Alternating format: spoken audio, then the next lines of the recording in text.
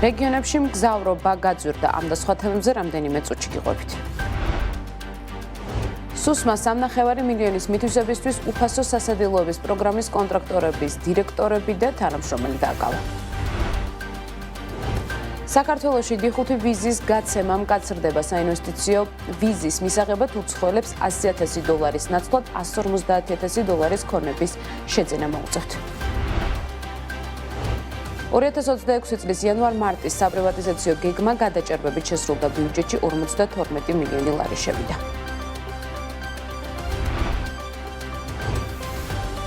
საქმის კურსი პირდაპირ ეთერში ბრუნდება დღეს თავარ ბიზნეს და ეკონომიკურ ამბებს მე ჟურნალისტი ანუკა ჯოხაძე გაგაცნობ. საწვავის მკვეთრი გაძვირების ფონზე საქართველოში საქალაქთა შორისო მგზავრობა ძვირდება. ქუთაისის აეროპორტის მიმართულებით მგზავრობის ტარიფი უკვე გაზარდეს ჯორჯიან ბასმა და ომნიბასმა. მგზავრობის საფასურის გადახედვას ითხოვენ დიდუბისა და უკრიბის ავტოსადგურში მოქმედი მგზავრთგადამყვანებიც. რატომ ძვირდება ქალაქებს შორის მგზავრობა და საწვავთან ერთად კიდევ რა ფაქტორები ახდენს ბილეთის ღირებულებაზე გავლენას? ელენე გოგბერაშვილი გვერდდება თემის დეტალებით პირდაპირ ეთერში ელენე გისმენთ. ანუკა, თუ გავითვალისწინებთ იმას, რომ გასული თვის განმავლობაში საწვავი საქართველოში თითქმის 90%-მდე გაძვირდა, ბუნებრივია ხარჯი გაეზარდა სატრანსპორტო კომპანიებს. ტარიფი უკვე შეიცვალა ქუთაისის აეროპორტის მიმართულებით მგზავრობაზე, როგორც ჯორჯიან ბასის, ისე ომნიბასის შემთხვევაში. ერთი გზის ღირებულება 5 ლარით 25 ლარიდან 30 ლარამდე დაკორექტირდა. ომნიბასის შემთხვევაში უახლოეს პერიოდში ფასი შეიცვლება ზუგდიდის და ბათუმის მიმართულებით მგზავრობაზეც. კომპანიების წარმომადგენლები განმარტავენ, რომ მგზავრობის ღირებულების ზრდაში დიდი წვლილი აქვს საწვავის ფასს, თუმცა კომპანიებს სხვა საოპერაციო ხარჯებიც გაეზარდათ. მაგალითად, მოქმედი რეგულაციით მათ მგზავრების აყვანა მხოლოდ ავტოსადგურებიდან შეუძლიათ, რაც ომნიბასის ხელმძღვანელის თქმით, ერთი რეისის შემთხვევაში ხარჯს დაახლოებით 150 ლარამდე ზრდის. ეს ხო ბოლო წვეთი უკვე რის გამოთაც მოგვიწია ფასების მატება ქუთაისის აეროპორტის მიმართულებით, ჩვენ გასვლებს ვახორციელებთ ორთაჭალისა და უკრიბის ავტოსადგურიდან. კერძოდ ამ ორ ავტოსადგურში შესვლის ხარჯების მატების გამო ავტომატურად ჩვენი მიმართულება ქუთაისის აეროპორტის მიმართულებით ერთი რეისი დაახლოებით 150 ლარით გაძვირდა, ეს უკვე საშუალოდ თითო ბილეთზე დაახლოებით არის 4-დან 5 ლარამდე ფასნამატი, რაც ავტომატურად აძვირებს ოპერაციო ხარჯებს. ტარიფის ზრდა პირდაპირ დაკავშირებულია საწვავის ფასების ზრდასთან. ფასების ზრდა საკმაოდ ძალიან მოკლე დროში საკმაოდ შეიცვალა, მოლოდინი გვაქვს, რომ ეს კიდევ ისე გაგრძელდება. და ამიტომ რა გარკვეული ღონისძიებები უნდა მიგვეღო ჩვენც რა თქმა უნდა იმისთვის რომ ის გაზრდილი ხარჯი უბრალოდ დავაბალანსოთ. ამიტომ მოგვიწია ყველაზე მინიმალური, ასე ვთქვათ, ზღურით გაზარდა ფასის, რაც გამოისახა 5 ლარი. რა თქმა უნდა, ამას ემატება ეს გარკვეული ჯაჭვური რეაქცია, ემატება ზოგადად მიმდინარე მოვლენები ფასების და ყველა ფერზე, მათ შორის რა თქმა უნდა ეს ახალი რეგულაციებით, რომლებიც უშუალოდ სადგურებში მოხდა ჩვენი გადასვლა და სადგურებიდან გასვლა, იქაც ქონდა გარკვეული ხარჯი, მათ შორის რაღაც ინფრასტრუქტურული განვითარების და ასე შემდეგ, რათა უფრო კომფორტული გარემო შეგვექმნა მომხმარებლისთვის, ეს ყველა ხარჯის რა თქმა უნდა გასათვალისწინებელია, თუმცა ყველაზე დიდი წილი მაინც მოდის რა თქმა უნდა საწვავის ზრდაზე. საწვავის გაძვირების გამო ტარიფების გადახედვის მიზნით მგზავრთა გადამყვანებმა ასევე მიმართეს ავტოსადგურების ადმინისტრაციას. დიდუბის ავტოსადგურის ხელმძღვანელი გვიდასტურებს, რომ მძღოლების მხრიდან ეს საკითხი განიხილება, თუმცა ამ ეტაპზე მგზავრობის ღირებულება არ გაზრდილა. ამას გვიდასტურებს ავტოსადგურ ოკრიბას იურისტიც პატა ყვავაძის თქმით, ადმინისტრაციასთან მოლაპარაკებების შედეგად გადაწყდა, რომ ამ ეტაპზე მგზავრობის ღირებულება არ შეიცვლება. თავსახად შეიძლება ითქვას დღეს, რომ ავტოსადგურ ოკრიბაში არ მომატებულა არც ერთი მიმართულებით მგზავრობის ფასი, ყველა მიმართულებით არის უცვლელი, რაც ბოლო წლებში იყო იგივე ფასია. რაც შეეხება დიახ, იყო კონსულტაციები ავტოსადგურის დირექტორთან რიგი გადამზიდების მიერ ტარიფთან დაკავშირებით, მაგრამ მრავალსაათიანი კონსულტაციების შედეგად შეთანხმება შედგა იმ ნაწილში, რომ ამ ეტაპზე ტარიფები არ მოიმატებს, იქნება უცვლელი და გაგრძელდება მგზავრთა გადაყვანა იგივე ტარიფებით, რა ტარიფებიც იყო აქამდე.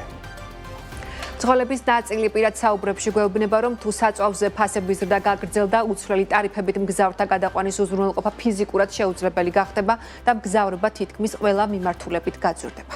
მადლობა ელენე, ეს ელენე გოგბერაშვილი იყო, რომელმაც გაძვირებულ მგზავრთ გადაყვანაზე ინფორმაცია მოგვაწოდა, ჩვენ კი ვაგრძელებთ გამოშვებას.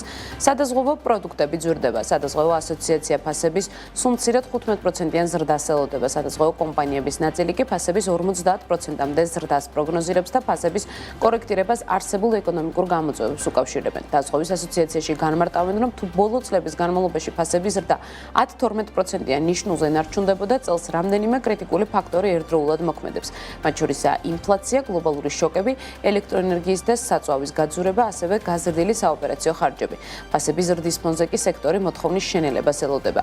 რა შეხედავენ გამოსავალს მზღვეელები? ეკა გაზდელიანი გვერდდება თემის დეტალებით პირდაპირ ეთერში, ეკა გისმენთ. მოგესალმები, ანუკა. ფასების ზრდის ძირითად მიზეზებად სადაზღვევო ასოციაცია რამდენიმე ფაქტორს ასახელებს, მათ შორისაა ინფლაცია, როგორც სადაზღვევო ასოციაციის ხელმძღვანელი განმარტავს, წლიური გაძვირების 7-8% პირდაპირ ფინანსურ ინფლაციაზე მოდის და კიდევ ერთი მნიშვნელოვანი ფაქტორი გლობალური შოკებია, ნავთობპროდუქტების, სხვადასხვა ნედლეულის, ლითონის და სხვადასხვა პროდუქტების ფასების ზრდა, რაც ავტონაწილებსა და სხვა სერვისების თვითღირებულებაზე აისახება. ამასთან დევი ხეჩინაშვილის განმარტებით გაძვირდა სამედიცინო სერვისები, როგორც მომსახურების, ასე მედიკამენტების ფასები, რაც ჯანმრთელობის დაზღვევის ტარიფებს ახდენს გავლენას და კიდევ ერთი ფაქტორი ელექტროენერგიის ტარიფის მატება, სემეკის მიერ ელექტროენერგიის 25%-მდე გაძვირება, მისი განმარტებით ჯაჭვურ რეაქციას იწვევს ყველა სექტორში, სამედიცინო მომსახურებით დაწყებული, მშენებლობით და სასტუმრო სერვისებით დასრულებული.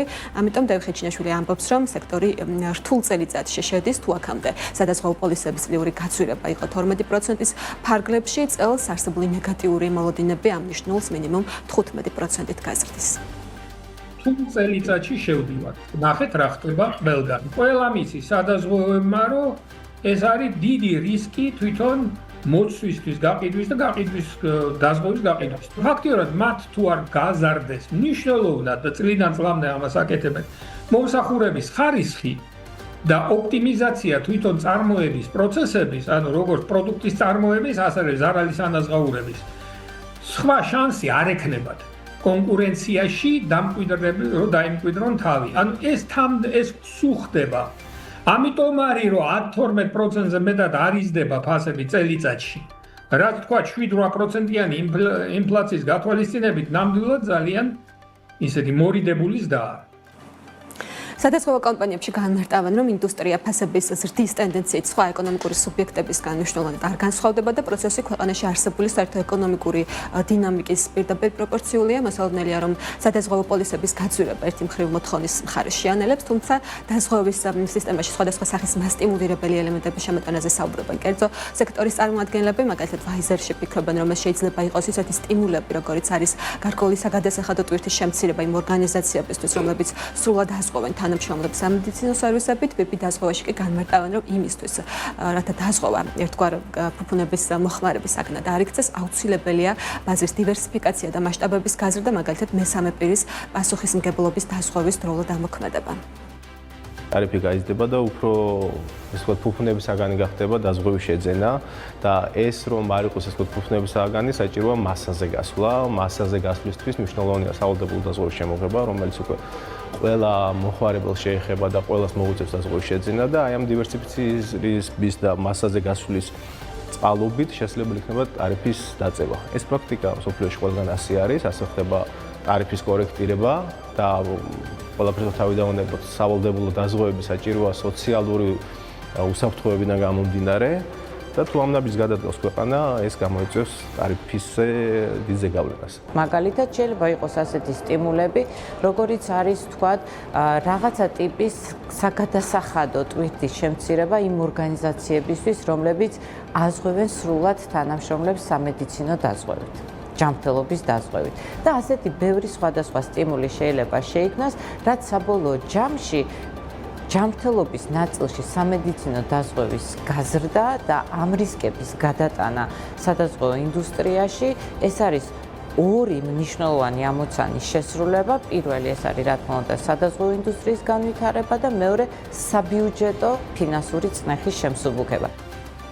ფასების ზრდის ტენდენცია მოსალოდნელია, რომ ყოველდღიურ პერიოდში, დაახლოებით ერთ თვეში უკვე აისახება სადაზღვევო პოლისებზე, უფრო ვრცლად ამ საკითხზე უკვე 19 საათზე ჩვენს შემოჭამებელ გამოშვებაში გიამბობთ.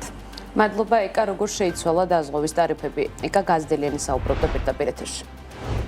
საქართველოში GMP კარგი წარმოების პრაქტიკა სტანდარტის სავალდებულო დანერგვამ ადგილობრივი ფარმაცევტული მწარმოებლების რაოდენობა 51-დან 4-მდე შეამცირა, ხოლო საერთაშორისო აღიარების არ ქონდა ქართულ კომპანიებს ექსპორტის განვითარებაში ხელს უშლის. ამის შესახებ ფარმაცევტთა ასოციაციის პრეზიდენტმა ლევან გოგიბერიძემ საქმის კურსთან ინტერვიუს დროს განაცხადა, გოგიბერიძის განმარტებით სტანდარტის ამოქმედებამდე ბაზარზე 51 ადგილობრივი მწარმოებელი ოპერირებდა. დღეს კი მათგან მხოლოდ 4 აკმაყოფილებს GMP სტანდარტის მოთხოვნებს. ლევან გოგიბერიძე ერთ-ერთ მთავარ პრობლემად ქართული GMP სერტიფიკატის დაბალ ვალიდურობას ასახელებს. მისი თქმით, იმის გამო, რომ საქართველოს მარეგულირებელი ორგანო საერთაშორისო ორგანიზაციებში არ არის გაწევრიანებული, ქართული დოკუმენტი ევროპაში აღიარებული არ არის, რაც პროდუქციის ექსპორტს გზას უკეთავს. სანამ GMP სტანდარტი, ასე ვთქვათ, განისაზღვრებოდა და სავალდებულო გახდებოდა ადგილობრივი მწარმოებლებისთვის, იყო დაახლოებით 51 მწარმოებელი. ამჟამად სტანდარტს აკმაყოფილებს მხოლოდ 4 მწარმოება. ამ ეტაპზე ვინაიდან ჩვენი მარეგულირებელი არ არის გაერთიანებული არც ერთ, ასე ვთქვათ, ამ მიმართულებით საერთაშორისო ორგანიზაციაში, ეს იწვევს იმ პრობლემას, რომ ჩვენს ქვეყნის მიერ გაცემული GMP სერტიფიკატი ფაქტიურად რჩება იმ დოკუმენტად, რომელსაც ვალიდურობა გააჩნია მხოლოდ ჩვენს ტერიტორიაზე. უცხოეთში, განსაკუთრებით ეს ევროპის მიმართულებით, ამ სერტიფიკატს მნიშვნელობას არ ანიჭებენ და აქედან გამომდინარე, ჩვენ ამ მიმართულებით, ევროპის მიმართულებით განსაკუთრებით ხელშეკრულები ვართ. აზიის მიმართულებით უფრო, ასე ვთქვათ, ნაკლები მოთხოვნა ამ მიმართულებით, თუმცა იქაც უკვე ნელ-ნელა დაიწყეს ამ საერთაშორისო, ასე ვთქვათ, GMP სერტიფიკატის მოთხოვნა. ფარმაცევტთა ასოციაციის პრეზიდენტის განცხადებით, რეფერენტული ფასწარმოქმნის ამოქმედების შემდეგ სტატისტიკა ამ ჯგუფის პრეპარატებზე ღირებულების 30-დან 40%-მდე შემცირებას აჩვენებს. გოგიბერიძე აღნიშნავს, რომ ფარმაცევტული სექტორი მზად არის რეგულირების პროცესის გაგრძელებისთვის და პროცესში დარჩენილი მედიკამენტების ჩართვისთვის. მისივე თქმით, სექტორისთვის უმთავრესი ამოცანა ახალ ბაზარზე მედიკამენტების ხელმისაწვდომობის შენარჩუნებაა, იმისთვის, რომ ფასების რეგულირებამ პრეპარატების დეფიციტი არ გამოიწვიოს. დაახლოებით 7000 და ცოტა მეტი მედიკამენტი იმათზე, როგორც სტატისტიკა გვიჩვენებს, დაახლოებით 30-40% მოხდა ფასების შემცირება. თუმცა გამოსავალი აქ ის არ არის, რომ რაღაცა კიდე შევზღუდოთ ჩვენი სექტორი და რაღაცა მარწუხებში მოვაქციოთ, ხო? თუმცა კარგია, სექტორი მზად არის, რომ ის დარჩენილი დაახლოებით 4000-ია თავისდები, 4000-მდე დასახელების მედიკამენტია, ისიც მოიქცეს რეფერენტულ, ასე ვთქვათ, ფასწარმოქმნის ჩარჩოში. ამაზე საწყის ეტაპზე, რა თქმა უნდა, იყო პრობლემები, იყო საუბარი იმ 4 ქვეყანაზე, რომელიც იყო არჩეული, რამდენად შეესაბამება რეალობაში ჩვენი ქვეყნის და მოსახლეობის მდგომარეობა იქ არსებულ სიტუაციას, იქაური ბაზრის მოთხოვნები და აქაური ბაზრის მოთხოვნები როგორ იყო, თუმცა რადგან ეს დადგინდა, სექტორის, რა თქმა უნდა, ნებით უნებლიეთ ამ ჩარჩოებში მოექცა.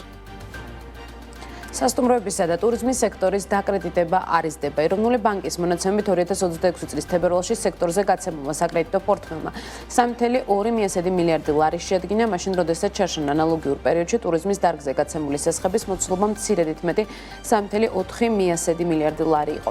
ტურიზმის სექტორის წარმომადგენლების ნაწილი აცხადებს, რომ არსებული ვითარება სასტუმროების სექტორის საინვესტიციო მიმზიდველობის შემცირებას უკავშირდება. მათი თქმით, ერთი მხრივ საბანკო სექტორი დარგს მეტად რისკიანად აღიქვამს, მეორე მხრივ კი თავად ინვესტორები ახალი სასტუმროების მშენებლობისგან თუ გაფართოებისგან თავს იკავებენ. რა ვითარებაა სასტუმრო ბიზნესში და რეალურად მცირდება თუ არა დარგის საინვესტიციო მიმზიდველობა? ნუცა შუბაშვილმა მოისმინე შეფასებები და დეტალებს პირდაპირ ეთერში გაგვაცნობს. ნუცა, გისმენთ.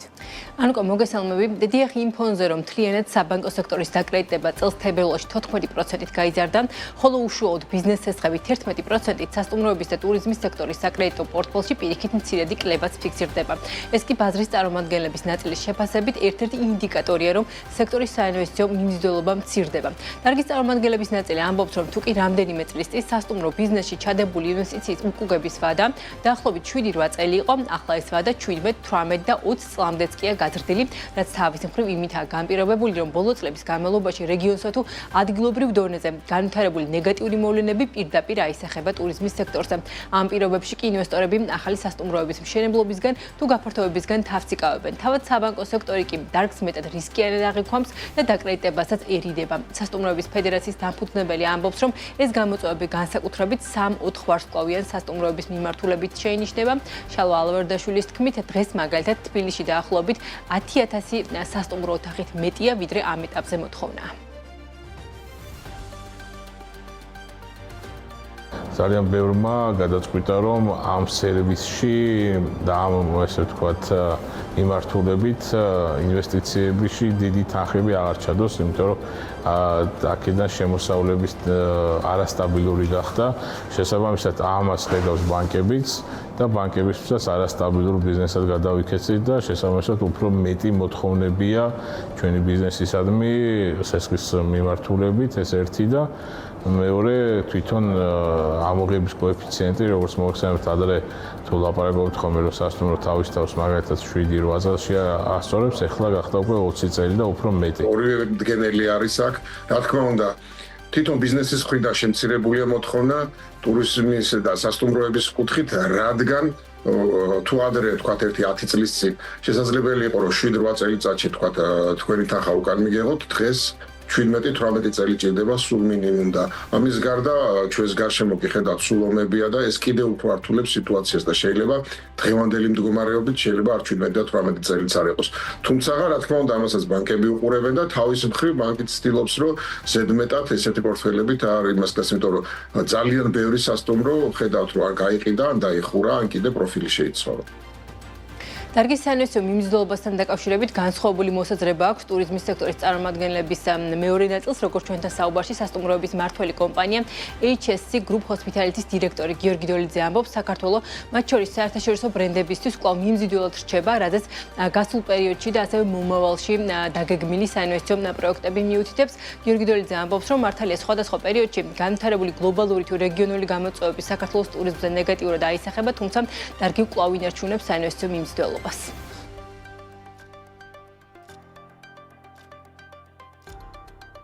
ეს არის ჩვეულებრივი ეკონომიკური სიტუაცია, სადაც გარკვეულ პერიოდებში არის ხან მეტი საწოლი ვიდრე ტურისტი, ხან მეტი ტურისტი ვიდრე საწოლი და იქნება დეფიციტი, ამიტომაც არის ხოლმე ხანდახან გაზრდილი ფასები. ანუ აქედან იმ დასკვნას ვერ გამოვიტანთ, რომ საინვესტიციო და არა, ესე ვთქვათ, მიმზიდველი პირიქით. მე მგონია, რომ წლიდან წლამდე რასაც ვუყურებთ, სასტუმროების მშენებლობას, გახსნას, ინვესტორების ჩართულობას, როგორც ადგილობრივი, ისე საერთაშორისო მასშტაბებიდან არის საკმაოდ ზრდის ტემპი. უახლოეს პერიოდში 3 წლის განმავლობაში სტატისტიკის მიხედვით და იმ ანონსების მიხედვით, რაც არის დაგეგმილი, განსახორციელებელია დაახლოებით 300-მდე ერთეული ობიექტის გახსნა, აქედან 30 ობიექტი უნდა იყოს საერთაშორისო ბრენდის ან მათი ქვებრენდის წარმომადგენელი. ეს ყველაფერი მეტყველებს იმაზე, რომ საქართველოში ნამდვილად წინ მიიწევს. რაც შეეხება თავად საბანკო სექტორის პოზიციას, საბანკო ასოციაციაში ამბობენ, რომ სასტუმროების სექტორის დაკრედიტების კლება ბანკების მხრიდან მიდგომების გამკაცრებას ნაკლებად უკავშირდება და ამის მიზეზი უფრო მეტად სავარაუდოდ თავად დარგის წარმომადგენლების მხრიდან საკრედიტო რესურსზე მოთხოვნის შემცირება. ამ მიმართულებით უფრო მეტ შეფასებებს საქმის კურსის შემაჯამებელ გამოშვებებში გაგაცნობთ. მადლობა ნუცა, რატომ არ იზრდება ტურიზმის დაკრედიტების ტემპი? შეფასებები ნუცა შუბაშვილმა გაგვაცნო. საქმის კურსი 17 საათს და 30 წუთზე ამით დასრულებულია. თქვენ კი უნდა დაელოდოთ ჩვენ შემაჯამებელ გამოშვებას, რომელიც BMG TV-ზე 19 საათს დაიწყება.